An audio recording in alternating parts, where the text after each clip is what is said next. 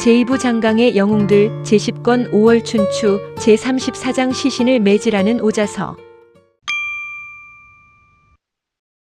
이 기회에 채나라와 당나라 등 초나라 속국을 우리 편으로 끌어들이자.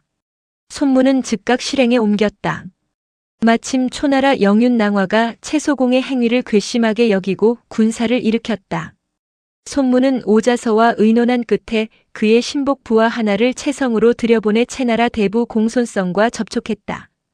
그대 나라가 원하면 우리 오나라가 귀국을 도와줄 수도 있소. 공손성은 채소공을 찾아가 아뢰었다. 이제 진나라는 믿을 바가 못 됩니다. 차라리 동쪽 오나라와 친선을 맺고 구원을 청하는 것이 낫겠습니다. 오나라는 초나라와 철전 지원 수일 뿐 아니라 오자서와 손무, 백비 등이 높은 벼슬을 살고 있습니다. 우리가 청하면 그들은 반드시 우리를 힘껏 도울 것입니다. 채소공으로서는 선택의 여지가 없었다. 고개를 끄덕이며 대답했다. 좋은 생각이다. 기왕이면 당나라로 가서 지금까지의 일을 말하고 그곳 사람과 함께 오나라로 가 화평을 맺으라. 우리는 지금까지 오나라와 교류가 없었으니 그들이 우리의 청을 받아들이지 않을 수도 있다. 아예 공자건을 데리고 가서 오나라의 볼모로 맡겨라. 볼모란 인질이다. 공자건은 채소공의 둘째 아들. 초나라의 원수를 갚은 일이라면 무슨 짓이라도 하겠다는 각오였다. 며칠 후 채나라 대부 공손성은 공자건을 데리고 당나라로 들어갔다. 그 무렵 당나라 공손철도 손무의 서신을 받고 당성공에게 아뢰어 오나라와 친선을 맺을 명분을 찾고 있었다. 그런 중에 채나라에서 먼저 사람을 보내와 함께 오나라로 들어가자고 청하니 머뭇거릴 까닭이 없었다. 좋소이다. 당장 사자를 오나라로 보내겠소. 채 당나라 사자들은 함께 오나라를 향해 길을 떠났다. 그들은 오강을 건너 도성에 당도하자 오자서부터 찾았다. 두 나라 밀사로부터 면회 신청을 받은 오자서는 속으로 깜짝 놀랐다. 애초 그는 손무가 오왕 함녀에게서 담노를 받아 초나라에게 내어줄 때 상당히 회의적이었다. 그런데 그 결과는 어떠한가? 채나라와 당나라가 스스로 인질까지 보내며 화친을 청하고 있지 않은가? 손무는 참으로 대단한 사람이로구나. 오자서는 그들을 데리고 왕궁으로 들어가 오왕 함녀에게 말했다. 채 당나라가 초나라에 대한 원한을 갚기 위해 우리와 동맹을 맺자고 찾아왔습니다. 위기에 빠진 채나라를 도와주면 우리 오나라의 위험을 중원에 널리 떨칠 수 있으며 초군을 무찌르면 그 이익이 많습니다. 이야말로 일석이조입니다. 왕께서 초나라 도성으로 들어가고 싶으시다면 이 기회를 놓치지 마십시오. 함녀는 마음속으로 기뻤으나 아직 초군에 대해 두려움을 품고 있었다. 군사가 어찌 생각할지 모르겠구려. 군사란 손무를 말함이었다. 오자서는 사람을 보내어 손무를 들어오게 했다. 이 모든 상황이 손무에 의해 이루어진 줄을 모르는 함녀가 손무를 향해 물었다. 채 당나라가 도움을 청해왔는데 어떻게 하는 것이 좋겠소? 손무가 기다렸다는 듯이 대답했다. 지금까지 우리가 본격적으로 초나라를 치지 못한 것은 초나라 속국이 많았기 때문입니다. 그런데 이번에 진나라가 초나라를 성토하자 17나라가 일시에 모여들었습니다. 그중 진, 허, 돈, 호나라 등은 오래전부터 초나라를 섬겨온 혈맹국임에도 불구하고 성토대회에 참가했습니다. 이로 미루어 볼 때 천하의 마음이 얼마나 초나라를 미워하는가를 알 수 있습니다. 지금 초나라를 원망하는 것은 비단 채나라나 당나라만이 아닙니다. 이제야말로 고립 상태에 있는 초나라를 칠 기회입니다. 그 말에 오왕 함녀는 비로소 얼굴을 활짝 폈다. 알겠소. 군사를 일으켜 초나라를 치도록 합시다. 원정군이 편성되었다. 손무는 총대장이 되었고 오자서와 백비는 부장이 되었다.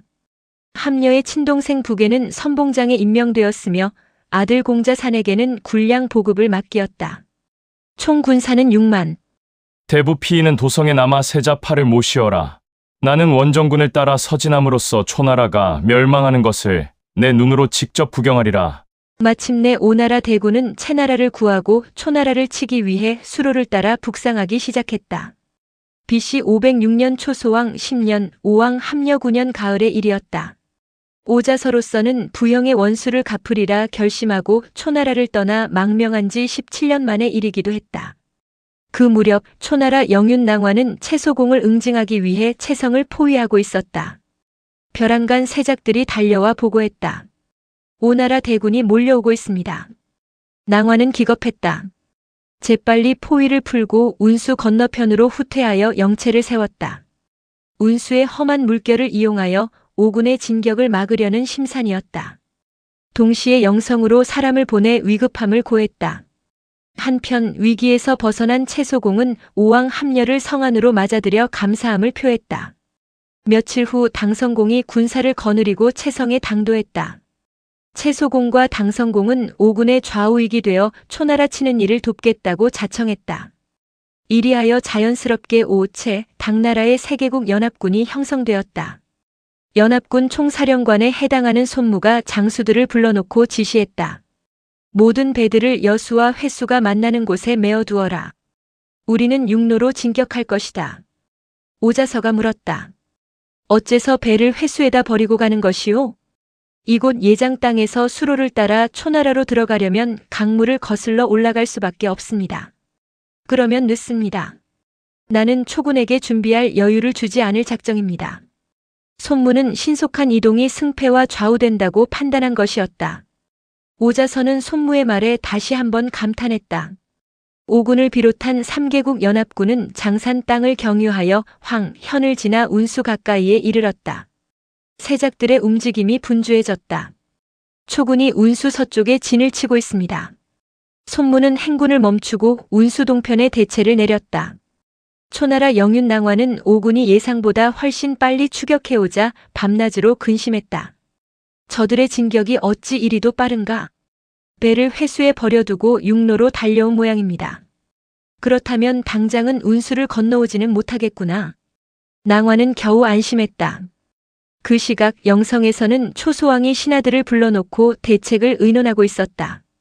오군의 기세가 하늘을 찌를 듯한데 대관절 이 일을 어찌하면 좋겠소. 초소왕의 이복형인 공자신이 아뢰었다. 낭화는 대장으로서 적합하지 못합니다. 사마 심윤술에게 군사를 내주어 오군이 운수를 건너지 못하도록 막으라 하십시오. 오군은 먼 곳에서 왔기 때문에 그다지 오래 머물지 못할 것입니다. 초소왕은 공자신의 말에 따랐다. 좌사마 심윤술에게 군사 1만 5천을 내주어 운수로 달려가게 했다. 심윤술이 이끄는 원병이 운수가에 당도했다. 그는 낭화가 머물고 있는 영체로 가물었다. 오군이 어찌 이렇듯 신속히 왔습니까? 낭화가 대답했다. 저들은 회수에다 배를 버려두고 육로로 이곳까지 달려왔다 하오. 그 말을 듣자 벼랑간 심윤술이 소리 높여 웃었다. 하하. 세상 사람들은 손무의 용병술이 귀신 같다고 말합니다만 내가 보기엔 아이들 장난에 불과합니다. 그것이 무슨 뜻이오? 심윤술이 우쭐하여 대답한다. 영윤께서도 아시다시피 오나라엔 강이 많습니다. 그래서 오군은 수전에 무척 강합니다. 그런데 그들이 배를 버리고 육로로 왔다는 것은 무엇을 말하는 것이겠습니까? 지금 저들은 속히 이겨야겠다는 허욕으로 가득 차 있을 뿐입니다. 그런 군사가 어찌 승리를 얻을 수 있겠습니까? 이제 저들은 돌아갈 길마저 없습니다. 그래서 웃은 것입니다. 과연 그러하오. 나는 이제 사마만 믿을 뿐이오. 그대는 어떠한 계책으로 운수 저편에 있는 오군을 쳐부술 작정이오? 우선 영윤께서는 군사 5천을 거느리고 운수 강변에 진영을 벌여 세운 후 강안에 있는 배란 배는 모조리 거두어 들이십시오. 그런 다음 군사들에게 쾌속선을 타고 강 아래 위로 오르내리게 하며 오군이 배를 구하지 못하도록 방해하십시오. 그러는 동안 저는 일군을 거느리고 신식 땅으로 들어가 회수가에 이르러 오군이 버리고 간 배를 모조리 불태우겠습니다. 그런 후 다시 대수, 직원, 명액 등의 땅에 나무와 돌을 쌓아 길목을 끊어놓겠습니다. 그러면 영윤께서는 곧바로 군사를 몰아 운수를 건너 오나라 영체를 치십시오. 저는 뒤로 돌아 저들의 배후를 치겠습니다. 돌아갈 수 있는 육로와 수로가 모두 막혔는데 저들이 어찌 싸울 마음이 일겠습니까? 오왕과 그 장수들은 이제 우리 손안에 든 것이나 다름없습니다. 대수, 직원, 명액은 모두 운수에서 회수로 이어지는 육상 교통로였다. 심윤술의 말을 듣고 낭화는 크게 기쁨을 감추지 못했다. 좌사마의 계책은 참으로 신통하오. 다음 날 심윤술은 일군을 거느리고 신식당을 향해 출발했다. 심윤술의 계책대로 되었더라면 오군은 그야말로 그물 속에 갇힌 고기 신세가 되었을 것이다. 그런데 심윤술이 떠나자마자 일이 어그러지기 시작했다. 낭화를 보좌하는 좌우 장수들이 심윤술과 다른 의견을 내세우며 낭화를 설득하고 나섰다. 먼저 무성흑이 한마디 했다. 오나라 병차가 나무로 만들어진 것에 비해 우리 병차는 가죽으로 제작되었습니다. 그러므로 우리 병차는 습기가 많은 강변에 오랫동안 두면 제 기능을 발휘하지 못합니다. 심윤술이 돌아올 때까지 기다리기보다는 속전을 감행하는 것이 좋습니다. 그러자 옆에 있던 또 다른 장수 사왕이 가세했다. 그렇습니다. 오군이 배를 버리고 무트로 올라온 것은 마치 물고기가 물을 버리고 숲으로 들어온 것이나 다름없습니다. 또한 저들은 이곳 지리에 밟지 못합니다. 이미 여러 날이 지났건만 속히 강을 건너오지 못하는 것만 봐도 그것을 알 수 있습니다. 더욱이 영윤께서는 백성들에게 별로 신임을 받지 못하고 있습니다. 반면 심윤술은 날로 백성들의 신뢰를 받는 중입니다. 이번에 또 심윤술이 회수로 가서 오군의 배를 불살라버리고 길을 끊으면 그는 1등 공운을 세우게 됩니다. 무성흑의 말대로 영윤께서는 단독으로 강을 건너 오군을 격파하십시오. 그렇지 않으면 뒷날 심윤술에게 영윤 자리를 빼앗길 것입니다. 두 장수의 잇따른 말에 낭화는 귀가 솔깃해졌다. 마침내 낭화는 무성흑과 사왕의 말에 귀가 솔깃해져 전군사를 거느리고 운수를 건너 소별산 방면으로 나가 손무에게 싸움을 걸었다. 탐색전인 셈이었다. 손무로서는 기다리고 있던 바였다. 선봉대장인 공자부계에게 명하여 초군을 맞아 싸우라고 명했다. 첫 싸움이 중요하오. 공자께서 이번 싸움에 나가 공을 세우면 저들은 필시 마음이 흔들릴 것입니다. 그러고는 귓속말로 무엇인가를 지시했다. 오왕 함녀의 동복 동생이기도 한 공자부계는 군사 500명에게 창과 칼 대신 날카로운 쇠가시가 달린 몽둥이를 한 개씩 들고 진격했다. 양군 선봉대는 소별산과 대별산 중간쯤에서 마주쳤다. 양군 모두 소규모 부대였다. 초군은 오군 병사들이 거머쥔 몽둥이를 보고 낄낄 웃어댔다. 저놈들을 보아라. 전쟁을 마치 놀이로 생각하고 있는 모양이다. 저까짓 몽둥이로 무엇을 할 것인가? 사왕은 공을 세울 욕심으로 공격 명령을 내렸다. 초군과 오군 사이에 일대 백병전이 벌어졌다. 그런데 몽둥이의 위력은 초군의 예상을 뛰어넘었다. 칼이나 창에 비해 조금도 위력이 떨어지지 않았다. 게다가 몽둥이에는 쇠가시가 박혀 있었다. 한 대 맞으면 살이 찢어지고 뼈가 부러졌다. 초나라 군사는 생전 처음 보는 몽둥이 부대에 제대로 싸워보지도 못하고 무수히 난타당했다. 결국 사왕의 군사들은 부상자를 속출한 채 달아나지 않을 수 없었다. 영윤 낭화가 패하여 도망쳐온 사왕을 책망했다. 너는 나에게 강을 건너게 하더니 겨우 첫 번째 싸움에서 패해 도망쳐왔단 말이냐? 사왕은 부끄럽기도 하고 분하기도 했다. 싸워서 적장을 참하지 못하고 적의 임금을 사로잡지 못하면 이는 병가의 자랑이 되지 못합니다. 오왕의 영체는 대별산 기슭에 있습니다. 지금쯤 저들은 첫 싸움에서 이겼다 하여 한창 기고만장해 있을 것입니다. 영윤께서는 오늘 밤 적의 영체를 급습하여 적장을 참하고 오왕을 사로잡으십시오. 낭화가 들으니 그럴듯했다. 그는 정병 1만 명을 골라 한매입에 작대기를 물려 조용하게 함시킨 후 대별산 뒤로 돌아가 영체를 기습하여 오왕 함녀를 사로잡기로 결심했다. 손무는 공자부계가 첫 싸움에서 이겼다는 보고를 받고 매우 기뻐했다. 이로써 초군을 크게 무찌를 기회를 얻었다. 낭화는 요행수를 믿는 보잘것없는 자다. 그는 반드시 오늘 밤 우리 영체를 기습할 것이다. 모든 군사는 이에 대한 만반의 준비를 갖추라. 그러고는 각 장수를 불러 일일이 지시하기 시작했다. 공자부계와 전인은 선봉군을 거느리고 대별산 좌우에 매복하고 있다가 초각 소리가 나면 일제히 달려나와 싸우라. 전인은 어장검으로 요왕을 죽인 자객 전제의 아들이다. 채 당 두 군우께서는 양쪽 길에 나누어 계시다가 사세를 보아 공자부계와 전이가 유리하게끔 도와주시오. 오자석께서는 군사 5천을 거느리고 소별산으로 가 낭화의 영체를 들이치시오. 백비는 따로이 군사를 거느리고 오자서를 도우시오. 공자사는 왕을 모시고 한음산으로 자리를 옮겨 적군의 공격을 피하시오. 나는 이곳 대별산 영체에 남아 정기를 가득 꽂아 적병을 유인하겠소. 오나라 장수들과 군사들은 이미 손무의 용병 솜씨를 잘 아는 터라 기꺼이 명에 따랐다. 어느덧 해가 저물고 밤이 깊어졌다. 이윽고 삼경이 가까워지자 과연 낭화가 초나라 군사를 거느리고 대별산 뒤에 나타났다. 초나라 군사는 오나라 영체가 고요한 걸 보고 몹시 기뻐했다. 가까이 접근하여 일제히 함성을 지르며 쳐들어갔다.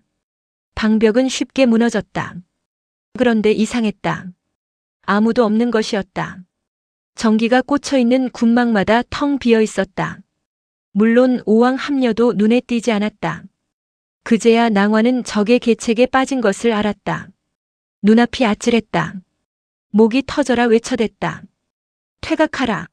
적은 여기에 없다. 거의 같은 순간에 어디선가 초각 소리가 날카롭게 일었다. 그 소리는 오군에게는 승리를 알리는 신호요. 초군에게는 패배를 암시하는 신호였다. 양쪽 기슭에서 공자 부계와 전이가 험악한 기세로 달려나와 초군을 협공했다. 낭화는 싸울 마음을 잃고 달아나기에 바빴다. 부계와 전이는 마치 짐승을 사냥하듯 뒤쫓아가 초군을 마구 쳐 죽였다. 낭화는 겨우 오군에게서 벗어나 소별산을 바라보고 달아났다. 십리쯤 도망쳤을 때였다. 문득 앞에서 포양이 일더니 오른쪽에서 채소공이 달려나왔다. 이놈 낭화야. 내가 옷과 배곡패를 돌려주면 목숨만은 살려주리라.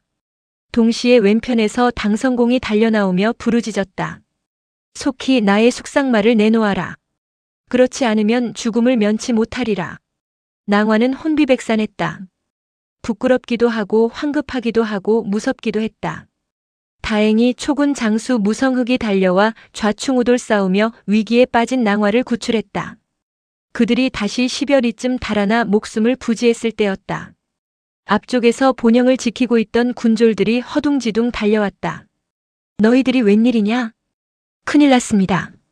오군 장수 오자서가 우리 본영을 점령했습니다. 사왕 장군은 오군을 맞아 싸웠으나 패하여 지금은 어디에 있는지 모르겠습니다. 낭화는 가슴이 찢어지는 듯 아팠다. 이제 갈 곳마저 잃은 것이었다. 그는 패잔병을 거느리고 밤길을 달렸다. 백거라는 땅에 이르러 겨우 군마를 수습했다. 백거는 초나라 영토로 지금의 호북성 마성현이다. 이튿날 정오 무렵에서야 사왕이 패잔병을 거느리고 달려왔고 그 밖의 군사들도 제각기 흉한 몰골을 하고 모여들었다. 낭화는 힘없이 고개를 떨구며 탄식했다. 손무의 용병술은 과연 귀신 같구나. 다시 싸워야 패할 것이 뻔하다. 차라리 영성으로 돌아가 군사를 청하는 것이 낫겠다. 사왕이 그런 낭화를 만류했다. 영윤께서 대군을 거느리고 이곳까지 나왔는데 지금 영성으로 돌아가면 오군은 단번에 운수를 건너 영성까지 쳐들어올 것입니다. 그 죄를 무엇으로써 면하려 하십니까? 그냥 이곳에다 영체를 세워 오군과 끝까지 싸우는 것이 낫습니다. 그래야 죽는다 해도 후세의 이름이나마 더럽히지 않을 것입니다. 낭화는 이렇다 할 공운과 재능 없이 오랫동안 고위관직에 있었던 사람이었다. 위기 상황에 대처할 능력이 없었다. 죽는 것이 두려웠다. 나가 싸울 용기도 없었다. 그는 아무 대답도 못하고 이렇게 할까 저렇게 할까 주저했다. 그때 부하 장수 하나가 들어와 고했다. 영성에서 1만 군사가 우리를 도우러 왔습니다. 낭화는 눈을 빛내며 영체 밖으로 나가 영성에서 온 장수를 맞아들였다. 원사였다. 낭화는 자신도 모르게 원사의 손을 잡았다. 그대가 나를 도와주시오. 원사는 아직 초군의 패배 사실을 몰랐다. 왕께서는 오군의 형세가 크다는 것을 알고 저에게 군사 1만을 내주며 가라 하시기에 왔습니다. 그간의 싸움 경과는 어떠했습니까? 낭화는 솔직하게 그동안의 일을 말했다. 말하는 동안 부끄러워하는 기색이 완연했다. 원사가 안타까워하며 말했다. 심윤술의 말대로만 하셨더라면 일이 이 지경까지 이르지는 않았을 터인데 지금이라도 심윤술의 계책대로 하는 수밖에 없습니다. 영윤께서는 구덩이를 깊이 파고 누를 높이 쌓아 시간을 버십시오. 그런 후 심윤술의 군대가 돌아오면 함께 오군을 치십시오. 낭화가 고개를 저으며 다른 의견을 내었다. 그동안 우리가 낭패를 당한 것은 군사를 쪼개었었기 때문이요. 이제 그대도 오고했으니 우리의 군세는 조금도 오군에 뒤처지지 않소. 전군을 한데 모아 오군과 싸우면 그간의 패배를 만회할 수 있지 않을까 싶소. 원사는 속으로 그 계책을 못마땅히 여겼다. 하지만 노골적으로 반대하기가 어려웠다. 정이 그러시다면 이렇게 하는 것이 좋겠습니다. 영윤께서는 이곳에 진을 버리십시오. 저는 이웃의 영체를 세워 서로 언제든지 도움을 주고받을 수 있도록 하겠습니다. 그러고는 자신의 군사들을 거느리고 다른 곳으로 가 영체를 세웠다. 말이 이웃일 뿐 실제 거리는 십리가 넘었다. 낭화가 자신의 의사를 무시한 것에 안익고움을 느끼고 일부러 그렇게 한 것이었다. 오군 선봉대장 북에는 용맹도 뛰어났지만 공명심도 강했다. 그는 초군 장수들 사이에 반목과 분란이 일고 있다는 정보를 듣고 급히 본영으로 달려갔다. 마침 손무는 지형 정찰 중이었고 본영에는 오왕 함녀만이 남아있었다. 낭화는 욕심이 많고 어질지 못하기 때문에 원래부터 인심을 잃고 있었습니다. 그래서 새로이 온 원사와 의견이 맞지 않아 제각기 영체를 세웠다 합니다. 이 기회에 초군을 들이치면 우리는 반드시 승리를 거둘 수 있습니다. 하지만 오왕 함녀는 신중했다. 섣불리 공격하다가 적의 협공을 받을 수도 있질 않은가. 좀 더 사세를 지켜보는 것이 좋을 것이다. 공자 북에는 이처럼 좋은 기회를 놓치기가 아까웠다. 손무가 있었더라면 반드시 자신의 계책을 받아들여 주었을 것이라고 생각했다. 어쩔 수 없이 자신의 군막으로 돌아왔으나 여전히 아쉬운 마음을 금하지 못했다. 한순간 예전에 손무가 들려준 말이 떠올랐다. 유능한 장수는 적을 앞에 두고 군주의 명을 기다리지 않는다. 북에는 무릎을 치며 혼자 중얼거렸다. 그렇다. 나 혼자라도 가서 초군을 격파한다면 우리 왕께서는 쉽사리 영성으로 들어가실 수 있으리라. 다음 날 새벽이었다. 공자 북에는 자신의 5천 부하를 거느리고 낭화의 영체를 향해 떠났다. 뒤늦게 이 사실을 한 손무는 오자서를 불러 급히 명했다. 공자 북에가 단독으로 초영을 치러 갔으니 속히 가서 그를 도와주시오. 공자 북에의 판단은 옳았다. 초군은 아무런 방비도 하지 않고 있었을 뿐더러 상호간의 연락도 긴밀하지 못했다. 북에의 단 한 번 공격에 낭화의 영체는 순식간에 무너졌다. 초군 영체엔 일대 혼란이 일었다.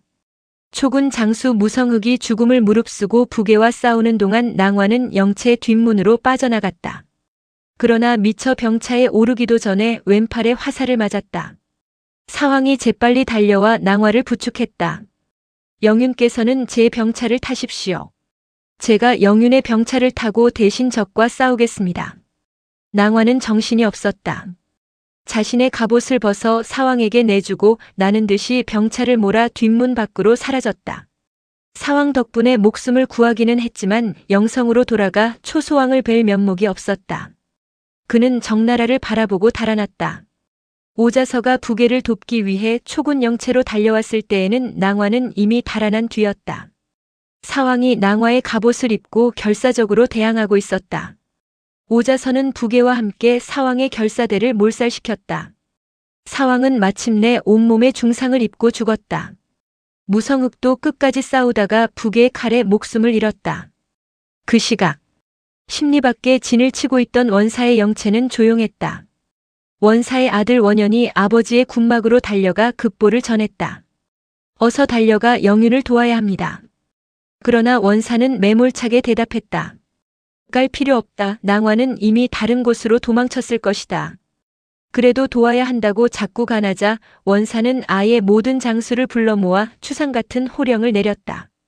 내 명령 없이 행동을 취하는 자가 있으면 목을 베리라. 결국 낭화의 영체는 오군에 의해 완전히 점령당했다. 그곳 군사들은 죽음을 피해 원사의 영체로 달려왔다. 원사는 그 군사들을 수습한 뒤에야 아들 원현과 장수들에게 명했다.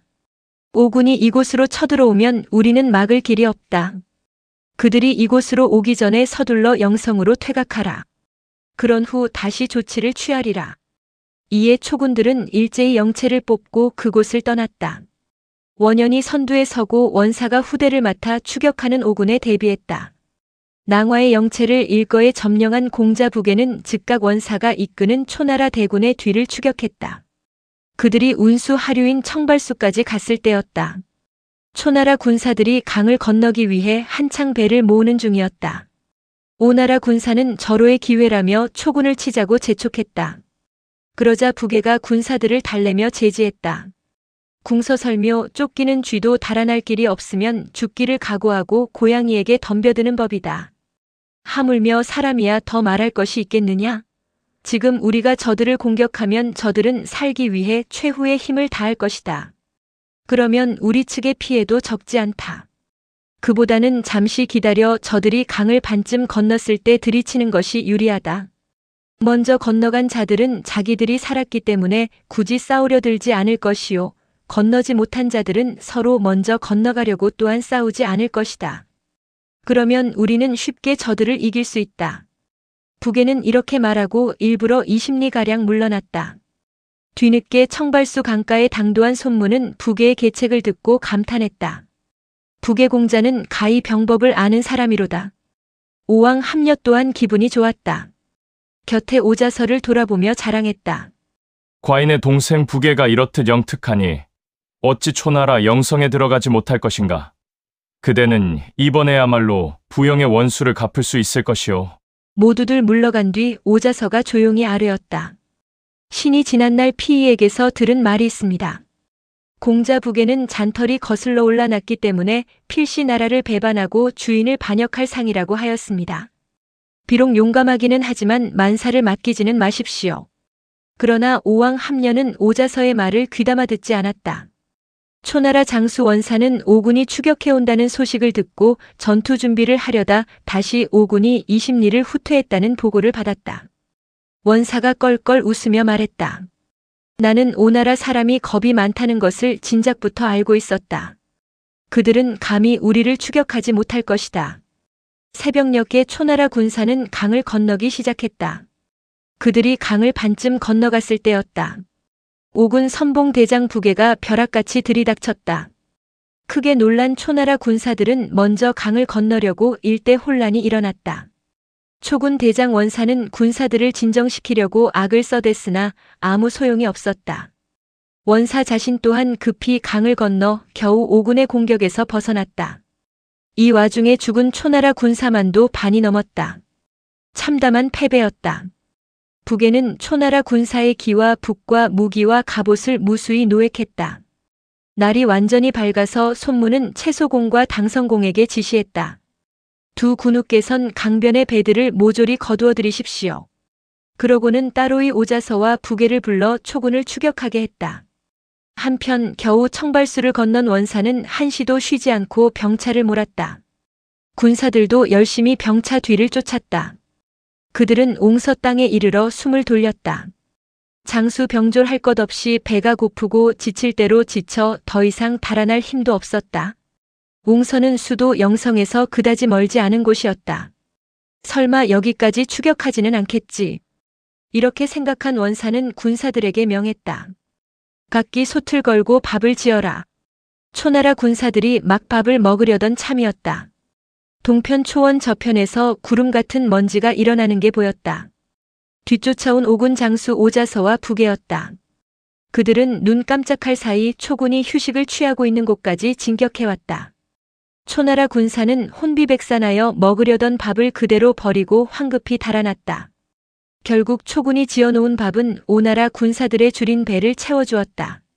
석양이 기울 무렵 초군은 또 오군의 급습을 받았다. 초나라 군사들은 제대로 싸우지도 못하고 서로 밟혀 죽는 자가 무수히 생겨났다. 원사는 마음이 급했다. 그는 무작정 영성을 바라보고 달렸다. 원사가 영성을 바라보고 달리던 중 어느 순간 병차 바퀴 하나가 바위에 부딪혔다. 바퀴가 부서지며 빠져나갔다. 병차는 순식간에 뒤집혀지고 원사의 몸은 공중으로 높이 튕겨 올랐다가 땅바닥에 나가떨어졌다. 쏜살처럼 달려온 북의 창이 단번에 원사의 가슴을 꿰뚫었다. 원사의 아들 원현이 대신 초군을 지휘했다. 하지만 대세는 이미 기울어졌다. 겹겹이 오군에게 포위당하고 만 것이다. 아, 여기서 죽고 마는 것인가? 이렇게 탄식할 때 동북 쪽에서 또 한 대의 군사가 나타났다. 원현은 더욱 절망하여 칼을 거꾸로 쥐고 자기 목을 찌르려 했다. 한 군사가 다급한 음성으로 외쳤다. 초군이다. 그랬다. 그것은 오나라 추격군이 아니라 초나라 좌사마 심윤술의 군대였다. 심윤술은 오나라의 배를 부수러 신식 땅으로 갔다가 낭화가 패했다는 급보를 받고 황망히 돌아오는 중이었다. 옹서 땅까지 왔을 때 또 초군이 위기에 빠졌다는 소식을 들었다. 그는 전후 사정 가릴 것 없이 군사를 휘몰아 달려온 것이었다. 심윤술은 군사 1만을 세 방향으로 나누어 오군을 들이쳤다. 이 기습 공격은 상당한 효과를 거두었다. 연전연승을 믿고 기세를 올리던 북에는 심윤술의 공격을 견디지 못하고 포위를 풀었다. 상황은 오히려 역전되어 초군이 오군을 쫓는 형국이 되었다. 북에가 상당한 타격을 입고 쫓길 때 손무가 이끄는 주력 부대가 그곳에 당도했다. 이로써 양군은 싸움을 그치고 영체를 세운 채 대치하게 되었다. 심윤술은 그간의 상황을 상세히 보고받고 비장한 각오를 품었다. 간호인 오구비를 불러 부탁했다. 낭화가 혼자 공을 세우려다 내 계획을 망쳐놓은 것도 다 운이다. 나는 내일 목숨을 걸고 일대 결전을 벌일 작정이다. 다행히 내가 이기면 싸움이 영성까지 확산되지 않겠지만 만일 내가 패하게 되면 너는 나의 목을 챙겨 오군에게 빼앗기지 않도록 하여라. 오구비가 결연한 표정으로 되물었다. 저는 천한자인데 그런 큰일을 제가 맡아도 괜찮겠습니까? 내가 너를 진작 알아보지 못했구나. 좋다마당. 영광으로 알겠습니다. 심윤술은 또 원현을 불러 지시했다. 내 부친은 장렬히 전사하셨다. 너까지 죽을 필요가 없다. 너는 속히 영성으로 돌아가 공자신에게 이곳 사정을 사실대로 고하고 영성 수비의 만전을 기하라고 말을 전하여라. 결코 가감이 있어서는 안 된다. 원현은 자리에서 일어나 절을 올렸다. 사마께선 부디 오군을 무찌르시어 큰 공을 세우십시오. 울면서 그곳을 떠나갔다. 모든 준비를 마친 심윤술은 다음 날 아침 병차를 몰고 진문을 나섰다. 그는 병법에도 능했지만 원래 군사들을 사랑하는 사람이었다. 대장이 친히 싸움터에 나서는 것을 본 군사들은 죽음을 각오하고 그의 뒤를 따라 나섰다. 그날의 싸움은 대단했다. 오군도 잘 싸웠지만 초군은 더 잘 싸웠다. 처음 기세를 올리던 오군 장수 북에는 심윤술이 이끄는 초군의 바위덩어리 같은 기세를 감당하지 못했다. 점차 뒤로 밀리기 시작했다. 뒤에서 이 광경을 바라보고 있던 손무가 붉은 길을 휘둘렀다. 동시에 오나라 모든 군사가 초군 진영을 향해 돌격했다. 오른쪽에서는 오자서와 채소공이 달려나갔고 왼쪽에서는 백비와 당성공이 병차를 몰았다. 그 뒤로 단창을 든 병사들이 달렸고 또 그 뒤로 국노수들이 활을 들고 늘어섰다. 그런 오군의 공격은 파도와 같았다. 밀려갔다간 돌아오고 다시 밀려갔다간 돌아왔다. 오군이 한 번 몰아칠 때마다 초군은 모래성 부서지듯 허물어졌다. 초군은 아우성을 지르며 비참하게 죽어 자빠졌다. 심윤술은 마지막 남은 힘을 다해 파도에 맞서듯 싸웠다. 그의 몸엔 이미 여러 대의 화살이 꽂혀 있었다. 그는 견디지 못하고 병차 위에 드러누웠다. 더 이상 자신이 싸울 수 없음을 알았다. 급히 오구비를 불렀다. 오구비야, 이제 나의 임무를 다할 때가 왔다. 너는 속히 내 목을 끊어 왕에게 갖다 보여라. 오구비는 자신의 겉옷을 벗어 바닥에 펼쳤다. 그 위에 심윤술을 뉘고 칼을 뽑았다. 제가 이제 주인의 목을 베겠습니다. 주인께서는 뒷일에 대해서는 염려하지 마십시오. 말을 마치자 오구비는 심윤술의 목을 끊었다. 다시 웃옷을 벗어 심윤술의 목을 싸 나무함에 넣었다. 옆에 병졸에게 목 없는 시체를 맡긴 후 병차를 타고 영성을 향해 달려가기 시작했다. 그날의 싸움도 오군의 대승으로 끝났다. 해가 저물어가는 초원에는 초군의 시체가 산을 이루었다. 서산의 구름은 짙은 핏빛으로 물들어갔다. 그 핏빛 구름을 정면으로 바라보며 오왕 함련은 외쳤다. 전군은 영성인 창으로 향하라. 앞서 영성으로 돌아온 원현은 초소왕 앞에 엎드려 크게 통곡했다. 영윤낭화가 공을 세우기 위해 심윤술의 계책을 듣지 않은 일, 싸움에 패하여 혼자 정나라로 달아난 일, 아버지 원사가 전사한 일, 뒤늦게 심윤술이 당도하여 오군과 결전을 벌이기로 한 일 등등을 낱낱이 보고했다. 마지막으로 심윤술의 말을 전했다. 오군의 기세는 태산을 집어삼킬 듯합니다. 속히 영성 수비의 만전을 기하라는 부탁이었습니다. 초소왕은 기겁했다. 오군이 그토록 강하단 말인가? 급히 공자신, 공자결 등 대신을 불러 대책을 의논했다. 심윤수를 돕기로 정하고 구원군을 파견하려던 참에 또 한 사람이 전쟁터에서 돌아왔다. 오구비였다. 오구비는 나무함에서 심윤술의 목을 꺼내 초소왕에게 바치고는 구슬피 통곡했다. 초소왕은 땅을 치며 후회했다. 이 모두가 진작에 심윤수를 원수로 삼지 않은 탓이다. 다 나의 죄로다. 초소왕은 심윤술의 아들 심재량을 불러 아버지의 머리를 내주고 장사 지내게 했다. 이어 그를 섭공에 봉하여 섭당을 다스리게 했다. 초소왕의 이복형인 공자신이 급히 아뢰었다. 오군이 시시각각 우리 영성을 향해 다가오고 있습니다. 왕께서는 영성을 지킬 계책부터 세우십시오. 하지만 초소왕은 나이가 어린데다가 위급한 상황을 겪어보지 못했다. 두려움에 가득 찬 표정으로 대답했다. 잠시 영성을 버리고 서쪽으로 피하는 것이 어떻겠소? 공자신이 통곡하며 아뢰었다. 종묘사직과 역대 능침이 다 영성에 있는데 왕께서 이곳을 버리고 달아나신다면 장차 언제 돌아오실 수 있겠습니까? 우리라 믿은 건 험한 운수지형인데 이 요긴한 곳을 다 잃었으니 어찌 오군을 당해낼 수 있단 말이오. 가만히 앉아서 결박당할 수는 없질 않소. 이번에는 공자결이 아뢰었다. 성 안에는 아직 장정 수만 명이 있습니다. 왕께서는 그들에게 곡식과 비단을 내려주고 나라를 구하라 격려하십시오. 동시에 한동 모든 땅에 사람을 보내어 구원병을 청하십시오. 오군이 비록 강성하다고는 하나 본국과는 멀리 떨어져 있어 군량 수송이 원활치 못할 것입니다. 시간을 끌면서 싸우면 오군은 스스로 물러날 것입니다. 오군이 우리나라 곡식을 약탈해서 먹을 터인데 무슨 양식 걱정을 하리오. 또 지난번 진나라가 우리를 치기 위해 대회를 열었을 때 진, 허, 돈, 호 같은 우리의 동맹나라도 그에 호응하였소. 한동의 나라들도 우리 초나라를 버린 지 이미 오래요. 어느 나라를 믿을 수 있단 말이오. 초소왕의 처량한 탄식에 공자신이 또 말했다. 신이 모든 군사를 거느리고 오군에 대항하겠습니다. 싸워서 이기지 못하면 그때 달아나도 늦지 않습니다. 초소왕의 얼굴은 어느새 눈물 범벅이 되었다. 나는 모르겠소. 형님들은 싸울 테면 싸우시오. 그러고는 자리에서 일어나 내궁으로 들어가 버렸다. 공자신과 결은 하는 수 없이 자신들끼리 상의한 후 조정의 명령을 내렸다. 대부투소는 군사 5,000명을 거느리고 맥성으로 가 북쪽 길을 막으라.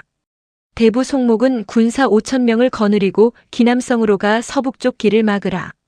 투소와 송목이 떠나가자 공자신은 1만 군사를 거느리고 노복강으로 나가 영체를 세우고 오군의 도강을 저지하기로 했다. 그가 노복강에 수비군을 집중시킨 것은 영성 서쪽 천강과 남쪽 상강은 워낙 지형이 험준하고 광막하기 때문에 오군이 진로로 잡을 수 없으리라 판단했기 때문이었다. 영성 방어는 공자결이 맡기로 했다. 그는 왕손 유우와 왕손 그리고 대부 종건과 심포서 등을 거느리고 영성 안에 군사들을 배치했다. 오왕 함녀와 손무와 오자선은 한자리에 모였다. 함녀는 들뜬 목소리로 말했다. 이제 영성을 치는 일만 남았소. 오자선은 이날이 오기만을 기다려왔다. 전투가 진행되는 동안 영성 공략 방법에 대해서만 연구했다. 그는 자리에서 일어나 지도를 가리키며 설명했다. 초군이 지금까지 패하기만 했지만 초나라 도읍 영성만은 만만치가 않습니다. 더욱이 성셋이 긴밀한 연락을 취하고 있기 때문에 자칫하면 오히려 협공당하기 쉽습니다. 이곳에서 서쪽으로 나가면 노복강이 있는데 영성으로 쳐들어가기엔 가장 편리한 지름길입니다. 하지만 왕께서도 짐작하셨듯이 거기엔 반드시 초군의 주력 부대가 지키고 있을 것입니다. 따라서 우리는 군대를 셋으로 나누어 북쪽으로부터 공격하는 것이 가장 좋을 것입니다. 북쪽이라면? 즉 일대는 맥성을 치고 다른 일대는 기남성을 치고 나머지 일대는 영성을 들이치는 것입니다. 그러면 세 성은 서로 간에 도움을 줄 수 없게 됩니다. 이렇게 하여 맥성과 기남성을 격파하면 영성은 저절로 무너질 것입니다. 손무가 손뼉을 치며 감탄했다. 신기묘산한 계책이요. 오왕 함녀도 기뻐하며 손무에게 명했다. 속히 그 계책대로 진행하시오. 손무가 군막을 나와 장수들을 불러놓고 지시하기 시작했다. 오자서와 공자사는 채나라 군사와 합세하여 맥성으로 나가시오. 백비는 왕을 모시고 영성을 치시오. 나는 북의 공자 당우와 함께 기남성을 치겠소. 다음 날 오나라의 삼노군은 각기 길을 취해 떠났다. 오자서가 맥성을 바라보고 며칠간 행군했을 때였다. 미리 파견했던 세작이 돌아와 보고했다. 이제 맥성까지는 하루길입니다. 맥성 수비대장은 초군 장수 투소라고 합니다. 오자서는 일단 그곳에 영체를 세우고 군사들을 쉬게 했다. 그는 평복으로 갈아입고 소졸 2명만 대동한 채 영체 밖으로 나갔다. 사방 지형을 살피며 가는 중에 한 촌락에 이르렀다. 마을 안으로 들어가니 촌로 하나가 당나귀를 끌며 연자방아를 돌리고 있었다. 당나귀가 돌 때마다 맷돌에서는 보릿가루가 흘러내렸다. 무심코 그 광경을 보고 있던 오자서의 뇌리 속에 섬광 같은 것이 스쳐갔다. 내 이제 맥성을 치는 방법을 알았다. 오자서는 영체로 돌아가 모든 군사에게 영을 내렸다. 내일 새벽 때까지 각기 흙 한 포대와 풀 한 다발씩을 준비하라. 만일 준비하지 않는 자는 목을 베리라. 이튿날 새벽이 되었다. 오자서가 다시 영을 내렸다. 군사들은 각기 자신의 힘으로 들 만한 큰 돌 하나씩을 준비하라. 동쪽 하늘이 밝아오며 붉은 태양이 떠올랐다. 오자서는 군사를 2대로 나누었다. 채소공이 거느린 일대는 맥성 동쪽으로 나가게 하고 공자산이 거느린 일대는 맥성 서쪽으로 나가게 했다. 동서로 나뉘어진 군사들은 저마다 준비해간 돌과 흙과 풀로 조그만 성을 쌓기 시작했다. 오자서는 동서 양쪽에서 쌓은 공사를 친히 감독했다. 하루가 채 지나기도 전에 맥성 동쪽과 서쪽에는 2개의 성벽이 축조되었다. 동쪽 성곽의 모양은 좁고 길었다. 흡사 옷의 모양 같았다.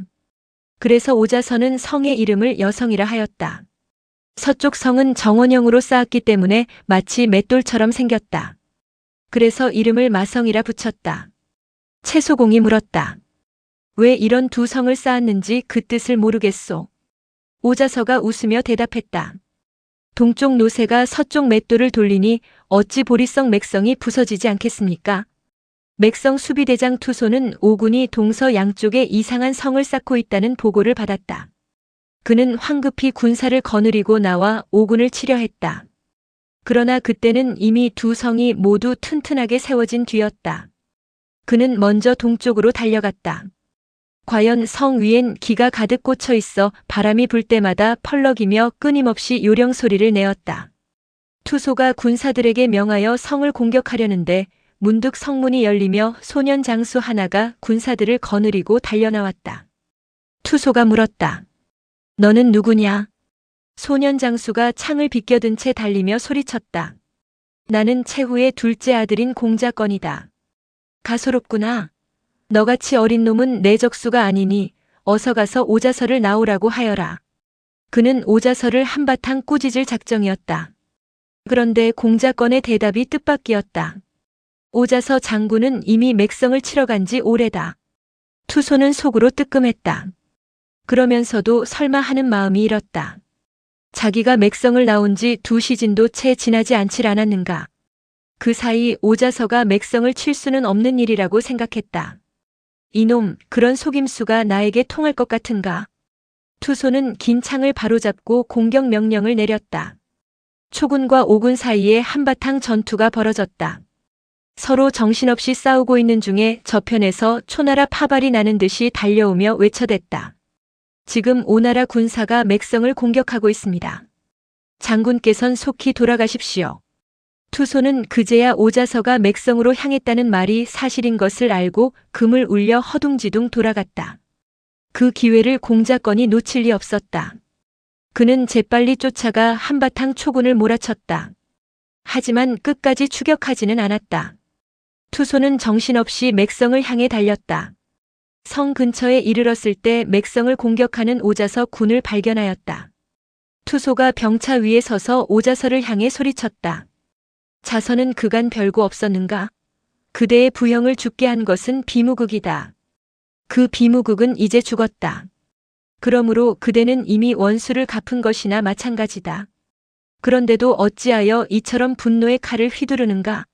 그대는 조상 때부터 받아온 초나라의 은혜를 잊었는가? 오자서도 기다렸다는 듯이 마주 소리쳤다. 그렇다. 우리 조상은 대대로 초나라에 큰 공훈을 세웠건만 초왕은 오히려 죄 없는 나의 아버지와 형을 죽였다. 뿐만 아니라 나까지 죽이려고 갖은 애를 썼다. 다행히 나는 하늘의 도움을 받아 무사히 죽음에서 벗어나 17년이란 세월을 보냈다. 나의 이 수염과 머리카락을 보아라. 단 하룻밤 사이에 이렇게 변했다. 내가 나의 이런 마음을 아느냐? 17년 동안을 기다려온 오늘이다. 나의 마음을 100분의 1이라도 안다면 너는 어서 몸을 피하라. 자기 나라를 배반한 역적놈을 내 어찌 피할 것인가? 투소는 이렇게 외치고 나서 오자서를 향해 덮쳐들었다. 오자서는 달려드는 투소를 맞이하여 몇 번을 싸우는 척하다가 말했다. 오늘은 날이 저물었다. 내가 너를 맥성으로 돌아가게 길을 터줄 테니 내일 다시 싸우도록 하자. 좋다. 내일 사생결단을 내도록 하자. 양군은 싸움을 멈추고 뒤로 물러섰다. 투소는 오자서가 내준 길 사이를 지나 맥성으로 돌아갔다. 그날 밤이었다. 자정이 넘었을 무렵 별안간 성 위에서 큰 함성이 일었다. 투소는 자다 말고 벌떡 일어났다. 무슨 일이냐? 오나라 군사들이 성 안으로 들어왔습니다. 원래 오자서가 거느린 군사들 중에는 초나라에서 항복해온 군사들이 많이 섞여 있었다. 오자서는 낮에 일부러 투소와 그 군사들을 성 안으로 들어가게 하고 그 틈에 항복해온 초군 병사 몇 명을 끼워들여 보냈던 것이다. 그들은 초나라 군사 속에 섞여 으슥한 곳에 숨었다가 밤이 깊자 성 위로 올라가 긴 밧줄을 성 아래로 내려주었다. 성 밑에서 기다리고 있던 오군은 그 줄을 타고 성 위로 오르기 시작했다. 그들이 초군에게 들켰을 때는 그 수가 이미 100여 명이 넘었다. 100여 명의 오나라 군사들은 성 위에서 일제히 함성을 내질렀다. 그에 호응하여 성 밖에 있던 오군도 일제히 소리를 질렀다. 어둠 속으로 울려 퍼지는 그 함성은 마치 성난 사자의 포효와도 같았다. 깊은 잠 속에 빠져있던 초나라 군사들은 난데없는 함성 소리에 맥성이 함락된 줄 알았다. 각기 숨을 곳을 찾아 어지러이 달아났다. 투소가 달려나와 군사들을 진정시키려 했으나 아무 소용없었다. 투소도 하는 수 없이 병차를 타고 달아났다. 오자서는 달아나는 초군을 추격하지 않고 맥성 안으로 들어가 백성들을 무마했다.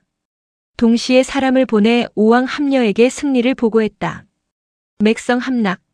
손무는 군사를 거느리고 호화산을 지나 당양 벌판으로 접어들었다. 당양은 영성 북쪽에 있는 지역으로 후한시대 장비라는 장수의 명성을 떨치게 한 바 있는 장판교가 있는 바로 그 땅이다. 그 일대로 장강이 흘러 남쪽 장강과 합류한다.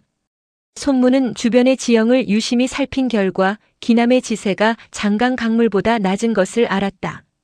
또 서쪽 적호의 호숫물이 기남과 영성 아래까지 흘러내린다는 것을 알았다. 조토다.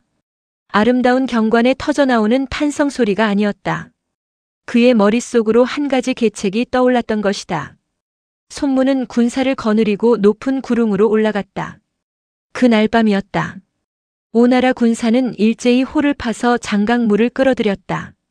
며칠이 지나자 장강물이 적호로 흘러들기 시작했다. 손무는 다시 기남으로 이어지는 물목에 둑을 쌓았다. 이 3일 사이에 호숫물은 높게 차올랐다. 물이 넘칠 즈음에서 손무는 호수의 둑을 무너뜨렸다. 겨울이었지만 남쪽 지방은 날씨가 따뜻하기 때문에 얼음이 얼지 않는다. 때마침 서북풍이 세차게 몰아쳤다. 그 바람을 타기라도 한 듯 물은 세차게 하류로 쏟아져 내려갔다. 기남성을 지키고 있던 초군 장수 송목은 성 근처를 흐르는 강물이 불어나는 것에 대해 별반 대수롭지 않게 여겼다. 그저 상류 지역에 비가 왔겠거니 생각했다. 그런데 하룻밤 사이에 강물은 급격히 불어갔다. 여름철의 폭우도 그런 적이 없었다. 그제야 심상치 않은 느낌을 받은 송목은 세작을 보내 강물이 불어나는 이유를 알아보았다. 세작은 놀라운 결과를 보고했다. 장강의 물이 적호를 넘어 이곳으로 흘러들고 있습니다. 이 모두가 오군 원수 손무의 계책입니다. 송목은 기겁했다. 허둥지둥 군사들과 백성들을 거느리고 기남성을 떠나 영성으로 들어갔다. 그러나 밀어닥치는 물은 무서웠다. 기남성과 이웃인 영성이라고 그 물길에서 벗어날 리 없었다. 그들이 영성에 당도했을 때는 영성 주변도 온통 물바다였다. 배나 뗏목이 없으면 한 발자국도 움직일 수 없을 정도였다. 손무는 이때를 기다리고 있었다. 공격하라. 그는 미리 산 위 대나무를 베어 뗏목을 만들어 두었다가 일제히 기남성으로 육박해 들어갔다. 성은 이미 텅 비어 있었다. 거저 줍듯 기남성을 점령한 손무는 곧장 뗏목 부대를 거느리고 영성으로 향했다. 그 시각 초소왕은 영성 안으로 밀려드는 물줄기를 바라보며 두려움과 당혹감을 금치 못했다. 더 이상 성을 지키기가 어렵다는 것을 알았다. 치윤인 고를 불러 지시했다. 우물쭈물하다가는 달아날 수조차 없겠다. 속히 서문에다 배를 대어라. 치윤고가 배를 준비하자 초소왕은 사랑하는 여동생 계미만을 데리고 황급히 왕궁을 빠져나갔다. 신하 몇 사람만이 그 뒤를 따랐을 뿐이었다. 영성 수비를 책임진 공자결은 성벽 위에서 배수 작업을 지휘하다가 초소왕이 성을 버리고 달아났다는 보고를 받았다. 공연히 우리만 여기 남아있다가 물귀신이 될 이유가 없다. 어서 왕의 뒤를 쫓아가 어가를 호위하라. 이렇게 명하고는 조정으로 들어가 문무백관과 함께 초소왕의 뒤를 따랐다. 워낙 사태가 급해 집안 식구들은 하나도 데려가지 못했다. 손무는 오군 영체로 들어가 오왕 함녀에게 보고했다. 기남성도 점령했습니다. 이제 남은 것은 영성뿐입니다. 그들이 군사를 몰아 본격적인 영성 공격에 나서려는데 세작이 달려와 보고했다. 초왕은 이미 영성을 버리고 달아났습니다. 손무는 군사들에게 다시 명했다. 땅을 파고 물길을 열어 성 안의 물을 빼내어라. 오나라 군사들은 창과 칼 대신 땅 파는 도구들을 가져다가 물길을 다른 곳으로 돌렸다. 반나절쯤 지나자 성 안에 들어찬 물이 거의 빠져나갔다. 성밖 교회에 영체를 세우고 있던 오군은 그제야 무기를 잡고 영성 안으로 몰려 들어갔다. 때맞추어 오자서도 맥성에서 영성 안으로 들어왔다. 오왕 함녀는 병차를 타고 영성 성문을 통과했다. 흐뭇했다. 마침내 내가 초나라를 점령했도다. 오나라 건국 이래 최대의 쾌거였다. 이제껏 중원의 무법자 초나라의 수도를 점령한 나라가 있었던가. 제1패공 제환공도 제2패공 진문공도 초나라 도성까지는 진격하지 못했었다. 그런데 자신이 그것을 이룩한 것이었다. BC 506년 초소왕 10년 오왕 함녀 9년 11월의 일이었다. 함녀는 초나라 왕궁 한가운데 높이 놓인 초왕의 자리에 앉아 있었다. 모든 장수들과 군사들이 일제히 만세를 불렀다. 채소공과 당성공이 들어와 축하의 말을 아뢰었다. 그날부터 초나라 왕궁 안팎에서는 큰 잔치가 벌어졌다. 잔치는 3일 연속 계속되었다. 오왕 함녀는 초나라 왕궁에서 잠을 잤다. 좌우 신하들이 한 여인을 끌고 왔다. 초소왕의 어린 부인이었다. 함녀는 멈칫했다. 아무리 초나라가 원수국이라고는 하지만 초소왕의 부인을 욕보이고 싶지는 않았기 때문이었다. 그때 오자서가 한마디 했다. 왕께서는 계집 하나를 두고 무엇을 주저하십니까? 마침내 함녀는 그날 밤 초소왕의 부인을 데리고 잤다. 그때부터 그는 초나라를 떠날 때까지 매일 밤 초소왕의 잉첩들을 번갈아 품에 안았다. 이번에는 대부백비가 함녀에게 아뢰었다. 초소왕의 생모 맹령은 진나라 여자로서 천하절색입니다.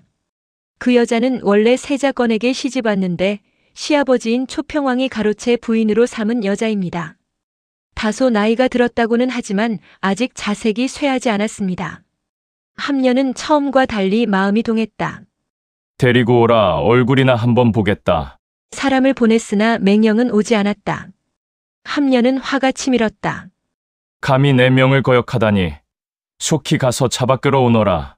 신하들이 다시 맹령을 잡으러 갔다. 맹령은 방 안에 버티고 서서 칼을 뽑아들고 찢어지는 음성으로 외쳐댔다. 내가 듣기로 남녀는 같은 자리에 앉지 않으며 같은 그릇에 음식을 먹지 않음으로써 구별짓는다고 하였다. 이제 오왕이 체면을 버림으로써 음탕한 짓을 서슴지 않는다면 백성들의 손가락질을 면치 못할 것이다. 나는 칼을 물고 죽을지언정 그 명령만은 좇지 못하겠다. 오왕에게 가서 나의 말을 전하라. 그제야 함녀는 부끄러움을 느끼고 혼잣말로 중얼거렸다.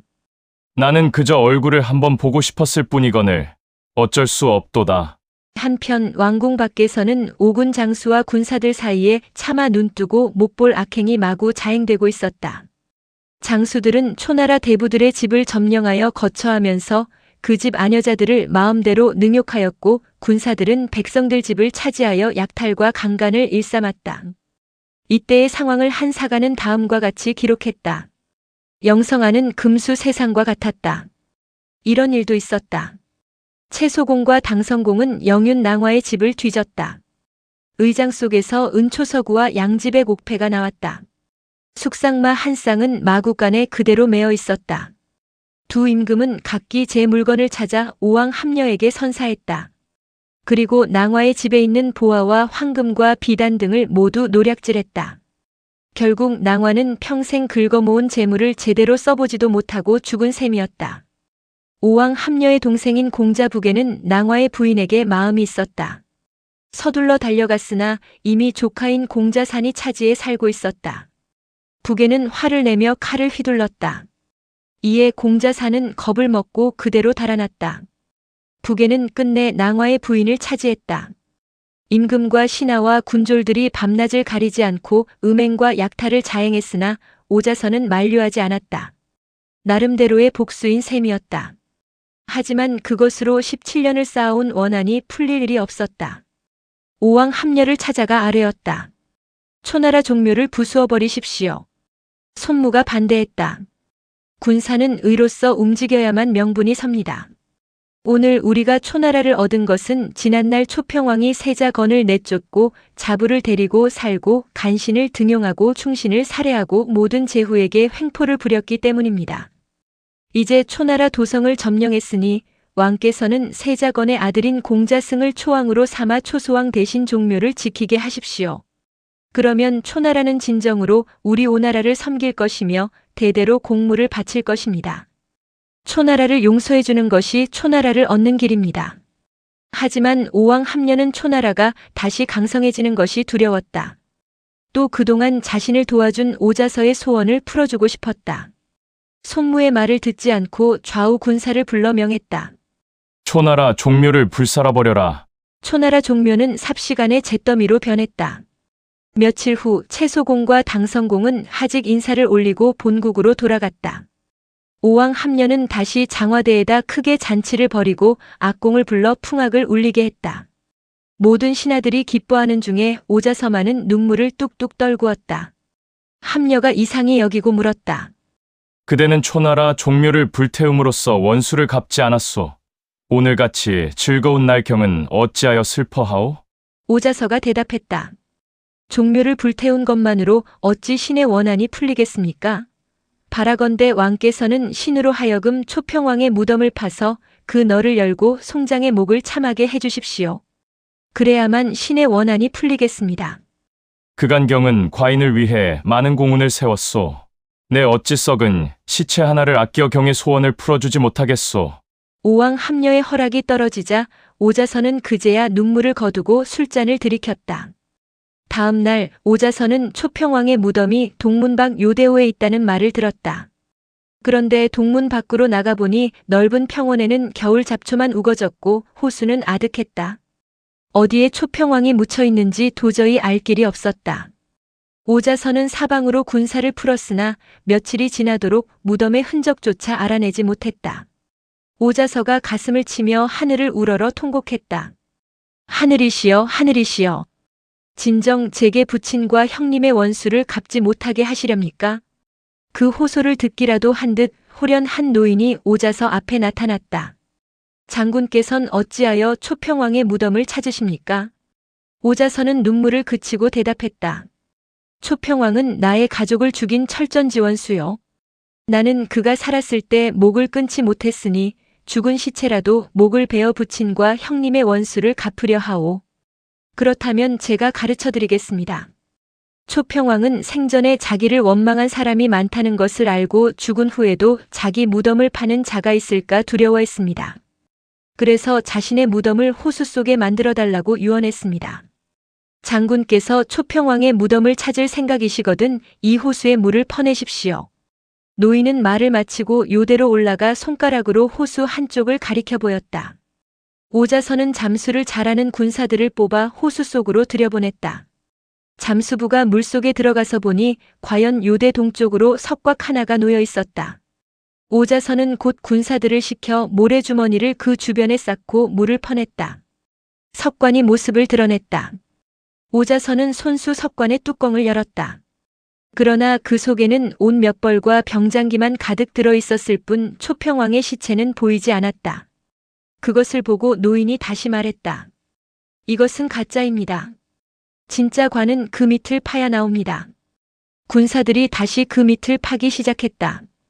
과연 석관 하나가 나타났다. 석판을 들어 올리자 계단이 나 있고 그 계단 아래로 관 하나가 놓여 있었다. 오자선은 뚜껑을 부수었다. 아, 그 안에는 초평왕의 시신이 놓여 있었다. 그런데 초평왕의 시체는 하나도 썩지 않았다. 마치 살아있는 것 같았다. 관 속을 수은으로 채워 피부가 하나도 부식되지 않은 것이었다. 오자선은 살아있는 듯한 초평왕의 시체를 보자 새삼원하니 하늘을 찌를 듯 치솟았다. 시체를 밖으로 꺼냈다. 오자선은 손에 구리로 만든 9마디의 채찍을 쥐어들고 후려치기 시작했다. 하나, 둘, 셋. 300번을 후려쳤다. 시체의 살이 뭉개지고 뼈가 부서졌다. 이놈, 내가 죄 없는 내 아버지와 형을 죽이고 무사할 줄 알았더냐. 오자선은 다시 발로 초평왕의 배를 밟고 손으로 두 눈을 후벼 팠다. 이놈, 생전에 이 못된 눈을 가졌으니 충신을 알아보지 못한 것이다. 없는 것이 차라리 낫다. 이윽고 오자선은 칼을 뽑아들고 눈알이 빠진 초평왕의 목을 끊었다. 부관참시였다. 그것으로도 부족하여 옷을 갈기갈기 찢어버리고 관을 부순 후 시체를 들판에 버렸다. 그 행위가 어찌나 끔찍하고 잔인했던지 군사들조차 외면할 정도였다. 그러나 오자서만은 가슴이 후련한지 가슴을 펴고 소리쳤다. 17년 동안 별러온 부영의 원수를 이제야 갚았도다. 참으로 집요한 오자서의 성격이었다. 대체로 초나라 사람들은 이런 성격이 많았다. 지금도 호남, 호북 일대의 사람들과는 싸움을 걸지 마라 라는 말이 있을 정도이다. 돌이켜보면 초평왕처럼 사후에까지 철저히 보복당한 사람도 없을 것이다. 상대를 잘못 만났다고 하면 너무 경박한 생각일까? 그래서 이런 말이 생겨났나 보다. 남에게 원수를 사지 말며 남을 원통하게 하지 말라. 원한이 극도로 사무치면 주인도 임금도 없어진다. 죽은 후에까지 보복을 당하고 만다. 오자서에 대한 비판도 적지 않다. 어찌 효도 때문에 충성을 잃을 것인가? 일가의 원수가 나라에까지 미칠 수 있을 것인가?